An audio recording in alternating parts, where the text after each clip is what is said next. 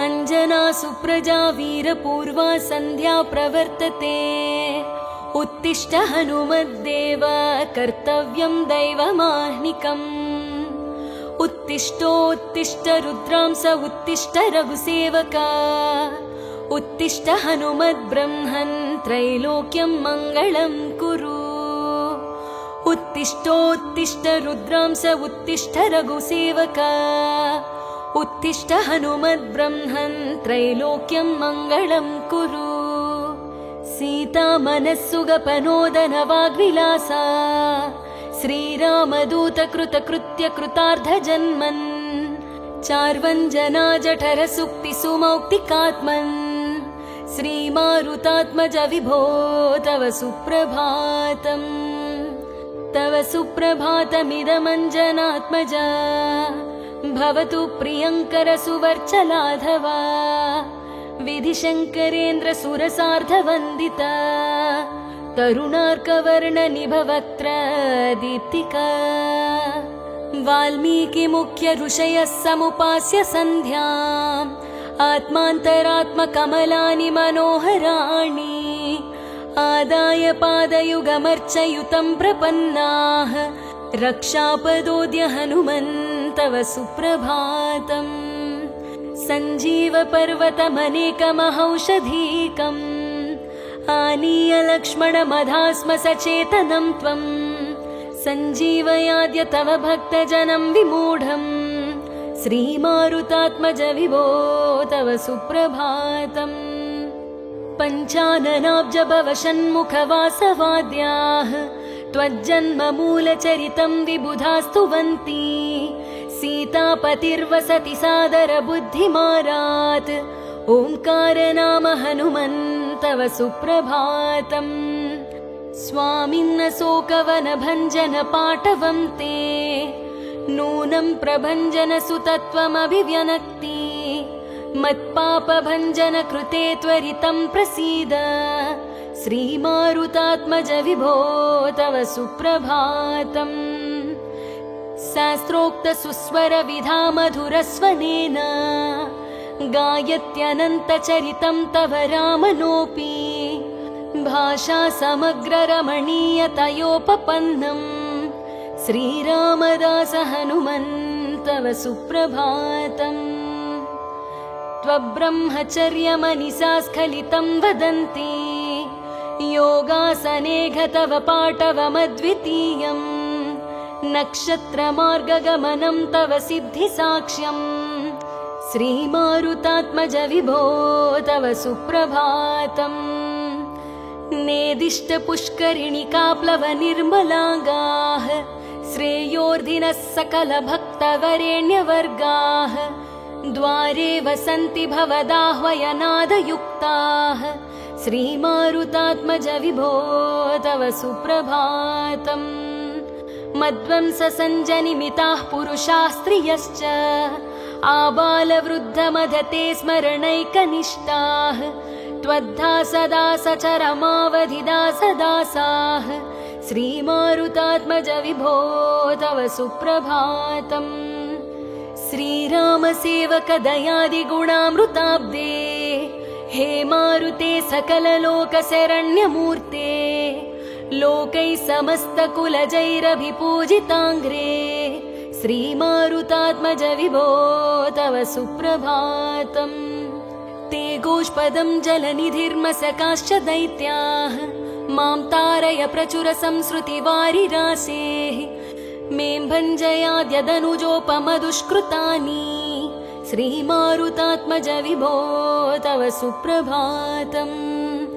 ओंकार नाम हनुमन्वरदाञ्जनेय। सीताघनादिशमन प्रणतार्तिहारिन्। भो भो दयार्द्र शरणागत पारिजाता। श्रीमारुतात्मज विभो तव सुप्रभातम्। कन्दर्पकोटिसमसुन्दर दिव्यमूर्ते। गीतादिसार परिपूर्ण रसानुविद्द। कल्याण निर्मल गुणाकर दिव्यकीर्ते। श्रीमारुतात्मज विभो तव सुप्रभातम्।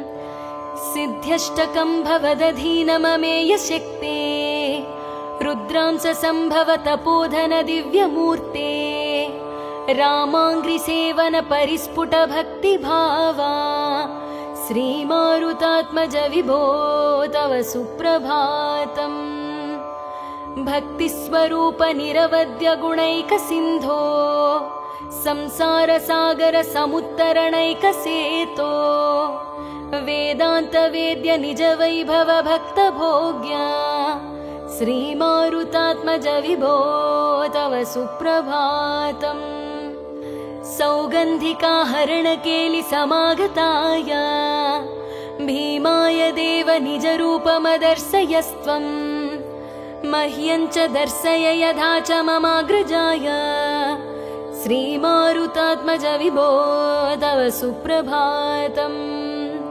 त्वद्भ्रातरं समभिनन्द्य हि भीमसेनम् तद्भ्रातृकेतनमदत्वमलं च कर्ध मद्गेहकेतनपटं समलं कुरु त्वम् श्रीमारुतात्मज विभो तव सुप्रभातम् सीता समेत रघुराट् सह लक्ष्मणेन स्वान्ते तवास्ति हि भवान् हृदये मदीये तिष्ठेद्यदि द्विगुणितः कुशली भवेयम् श्रीमारुतात्मज विभो तव सुप्रभातम् नवव्याकरण प्राज्ञ जगत्प्राणप्रियात्मज ज्ञानानन्दामलाकार सुप्रभातमिदं तव ओंकार नाम हनुमद्वर सुप्रभातम् ये मानवाः प्रतिदिनं पठितुं प्रवृत्ताः तेषां प्रभात समये स्मृतिरङ्गभाजां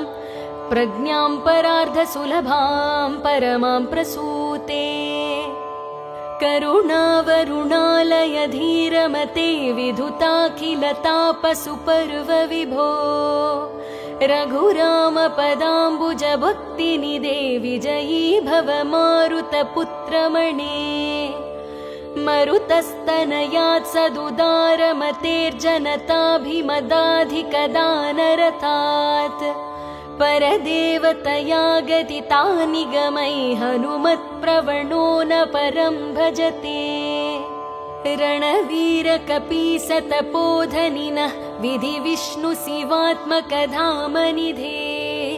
न हि नास्ति महीवलये सदृशः पवमानसुतान्न परं कलये अरिवीर भयंकर पापहर रघुराम पदाम्बुज भक्तवरा पवमान कुमार कपीश विभो वरदो भवदेव दया जलधे पवमान सुतं करुणानिलयं रजनीकर चारुमुखाम्बुरुहम् मदमत्सरताहितकामहरं प्रणमामि विभो परिपालय माम् सुमुखं सुहृदं सुलभं सुखदं प्रयतं च सुधीरममोघवरम् हनुमन्तमिमं ह्यपहाय परं न कथञ्चन कञ्चन जातु भजे विना वायुपुत्रं ननादो ननाथ सदा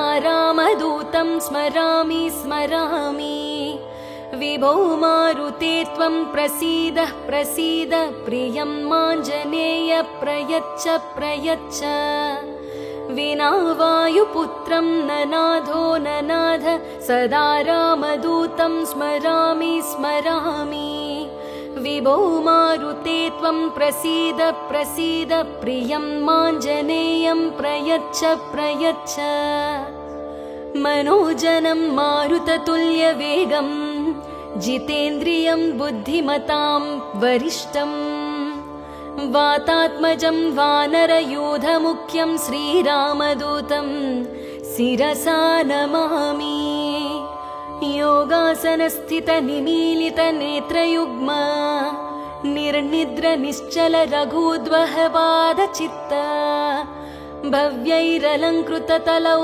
परतत्त्वचिह्नैः ते मारुतेद्य चरणौ शरणं प्रपद्ये भ्रात्राग्रजेन मम चापलरामनाम्ना मत्स्यामिना गुरुवरेण महोपदेष्ट्रा आत्मोद्धृतिं प्रति यथा विदिदर्शितौ ते देवाञ्जनेयचरणौ शरणं प्रवद्ये वायुपुत्राय भक्ताग्रमस्तकाभरणाङ्ग्रये मङ्गलानां निवासाय आञ्जनेयाय मङ्गलम्।